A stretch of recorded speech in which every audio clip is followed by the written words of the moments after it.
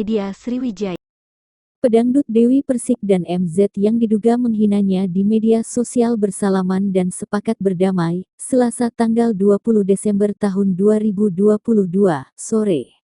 Haters tersebut meminta maaf pada Dewi Persik setelah menjalani mediasi di Polres Metro Depok, Jawa Barat. Pelaku dugaan penghinaan terhadap Dewi Persik itu mengakui kesalahannya. "Saya menyesal, mengaku salah dan minta maaf karena video-video saya menyakiti hati Mami DP," kata MZ. Dia berjanji lebih berhati-hati dalam bermedia sosial dan menghargai orang lain. MZ mengaku hanya ikut meramaikan media sosial ketika melihat Dewi Persik diserang warganet usai mengomentari kasus dugaan KDRT yang dialami Lesti Kejora. "Saya sudah memaafkan dia," ujar Dewi Persik.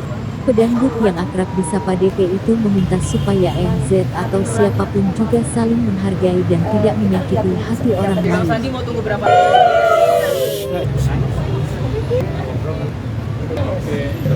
Coba pelukan.